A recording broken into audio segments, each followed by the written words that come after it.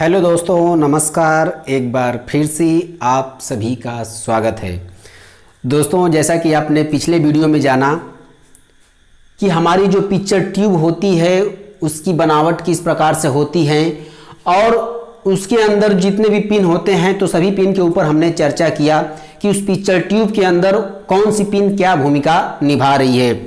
और दोस्तों, उस वीडियो के लास्ट में मैंने ये बोला कि जो हमारा कैथोड रेड है, कैथोड ब्लू है, कैथोड ग्रीन है, यानी कि हमारा ग्रीन, रेड, ब्लू जो कलर होते हैं तो इसके ऊपर निगेटिव सप्लाई जाती है।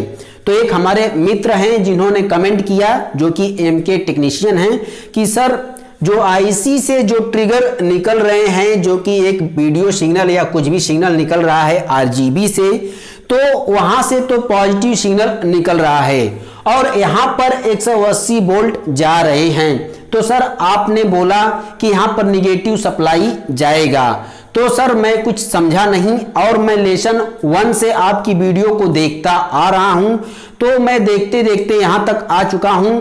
Sir please my request accepted. तो दोस्तों, आज का जो टॉपिक्स है इस बेस के ऊपर है, यानी बेस मतलब हमारा पिक्चर ट्यूब है, जो कि अब बनावट को समझ चुके हैं। अब मैं आपको आज पिक्चर ट्यूब की ऊपर जो कि एक बेस बोर्ड लगा होता है, जैसा कि ये आप देख सकते हैं, तो यह इसकी सर्किट को मैं आज आपको डिजाइन करूंगा और समझाऊंगा किस प्रकार से यह वर्क कर रही है।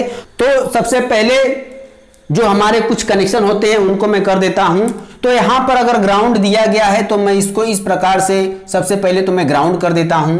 अब उसके बाद दोस्तों यहां पर हीटर है जो कि फिलामेंट को जलाता है, तो इस ईएसटी से निकल रही है एक कनेक्शन, आप देख सकते हैं, और मैं इसे इस हीटर को दे देता हूं। दोस्तों यहां पर इसके बीच में एक रजिस्टर लगता है इस प्रकार से, जो कि 2.2 ओम्स होता है। एक फ्यूज पर्पज से ये 2 वाट हो सकता है। जो यहां पे G2 होता है तो वह होता है स्क्रीन, तो मैं इसके स्क्रीन को भी इस प्रकार से दोस्तों कनेक्शन दे देता हूं। अब यहां पर आपको एक पीएफ भी नजर आ जाता है, तो इसको भी मैं इस प्रकार से ग्राउंड कर देता हूं। अब दोस्तों यहां से हमारा जो फोकस का कनेक्शन निकल रहा है, तो मैं इसको इस प्रकार से मैं ट्रिक ओके का कर देता हूं और मैं यहां पे ओके कर देता हूं। इसका मतलब कि हमारा एक कनेक्शन हो चुका है। अब यहां पर जो हमारा जीवन होता है तो पिक्चर ट्यूब का यह एक ग्राउंड पॉइंट है, तो मैं इसको भी ग्राउंड कर देता हूं। अब दोस्तों हमारे पास इस पिक्चर ट्यूब के अंदर बेस मतलब हमारा पिक्चर ट्यूब का जो कनेक्शन है, अगर आपको मैंने वीडियो जब बना दी है तो आपके दिमाग में छवि होनी चाहिए कि मैं किन पॉइंट को किस प्रकार से बात कर रहा हूं। तो अब हमारे पास बचा ग्रीन, रेड, ब्लू कलर, ठीक है।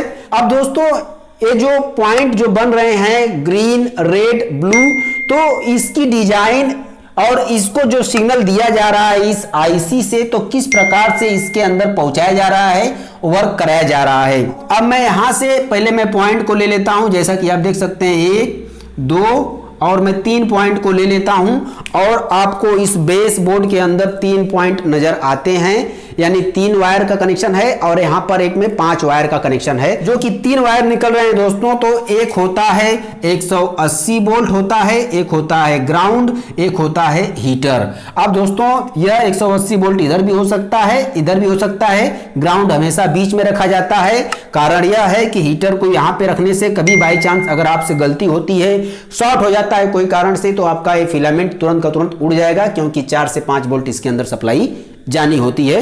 तो जिसके लिए इसको आजू बाजू डिजाइन किया गया रहता है किसी भी सर्किट बोर्ड के अंदर। तो दोस्तों यहाँ पे हीटर और ग्राउंड का कनेक्शन तो ओके हो चुका है, जैसा कि आप देख सकते हैं कि हमारा ग्राउंड और हीटर हो चुका है। अब दोस्तों यहाँ पर जो कि 5 वायर वाला जो कनेक्शन है मैं उसकी चर्चा करता हूं। तो यहाँ पर देखिए मैं 5 पॉइंट को बना देता हूं, 1 point, 2 point, 3 point, 4 point, 5 point.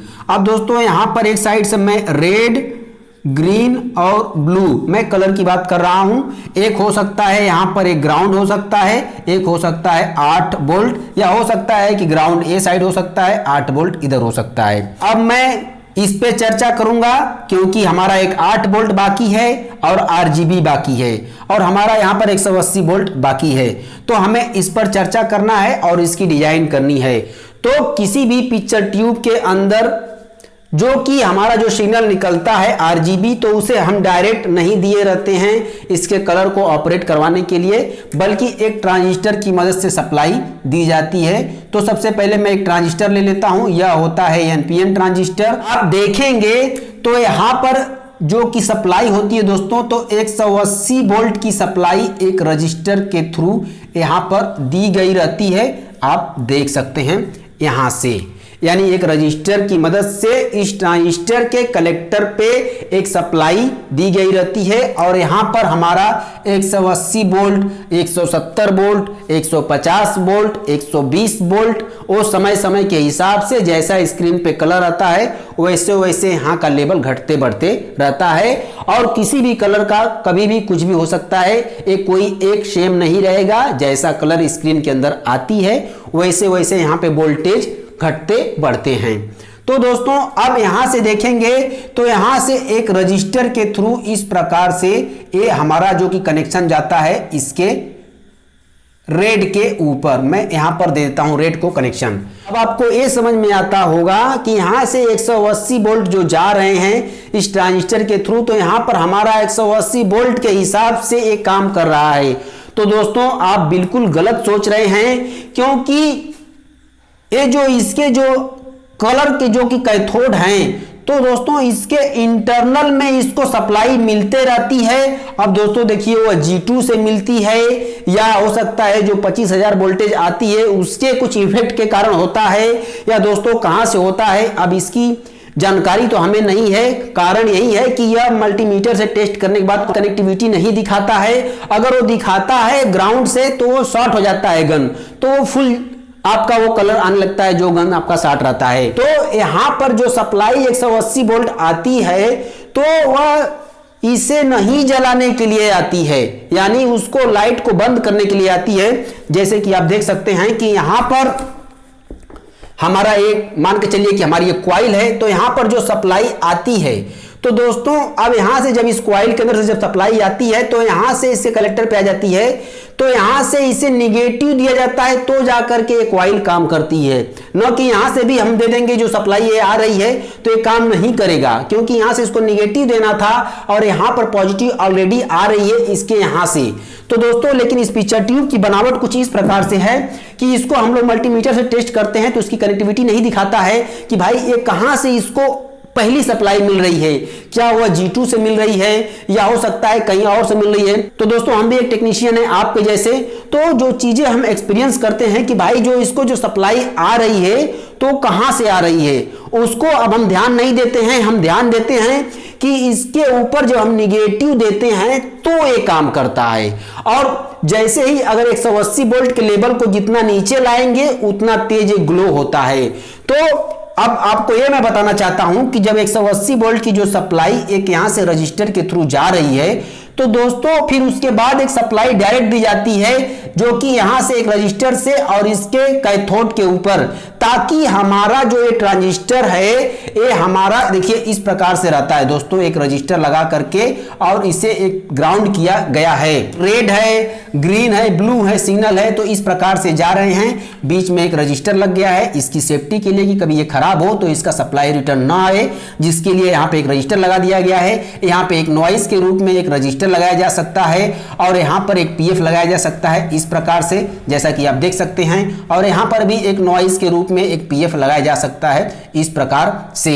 तो दोस्तों अब हम बात ये कर रहे थे कि जब जैसे ही इसके अंदर से जो ट्रिगर जाएगा तो यहां की जो सप्लाई होती है 180 वोल्ट इस नेगेटिव से टकराएगी, तो यहां का जब नेगेटिव से टकराएगी तो यहां का लेवल कम होगा, और कम होगा क्योंकि यहां पे रजिस्टर के बाद गया है सप्लाई, तो यहां का लेवल कम होगा। अगर ये रजिस्टर नहीं रहता तो 180 वोल्ट को हिलाने की ताकत यह ट्रांजिस्टर नहीं रख सकता, तो जिसके लिए एक रजिस्टर के थ्रू यहां पर सप्लाई दी गई है, और जैसे ट्रिगर मिलता है तो नेगेटिव से टकराती है।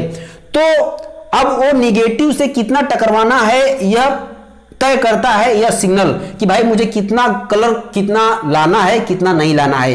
तो जितना ज्यादा ट्रिगर जाएगा उतना ज्यादा नेगेटिव से टकराएगा, तो यहां का लेवल कम होगा। तो यहां का जो कि 180 वोल्ट जो यहां पे है तो वहां का लेवल में कम होगा, 160 होगा, 150 होगा, 130 होगा, जैसा यहां से ट्रिगर जाएगा। तो अब यहाँ का जो कि लेवल है तो 180 से जब नीचे जितना आएगा उतना तेज ग्लो करता है। तो दोस्तों इसके हिसाब से इस प्रकार से इसका मेन काम होता है। और यहां पर जब 180 फुल रहेगा तो पिक्चर ट्यूब आपका कलर जो उसके जो होते हैं वो कलर वर्किंग में नहीं रहते हैं, कलर नहीं आते हैं। इसी प्रकार से सभी ट्रांजिस्टर को इस प्रकार से डिजाइन किया गया है एक ही जैसे। तो इसका मतलब यह हुआ कि हमारा रेड हो गया, ग्रीन हो गया, ब्लू हो गया। ठीक इसी प्रकार से दोस्तों उनके भी कनेक्शन हो रहे हैं। तो हमारा जो ये 8 वोल्ट है तो 8 वोल्ट किस प्रकार से काम कर रहा है, तो जैसा कि आप देख सकते हैं कि यहां से जब हमारा 8 वोल्ट निकल रहा है तो दोस्तों यहां से एक रजिस्टर के थ्रू और यहां से एक 4148 डायोड लगा करके इसकी सप्लाई इसके ट्रिगर पे दी जा रही है।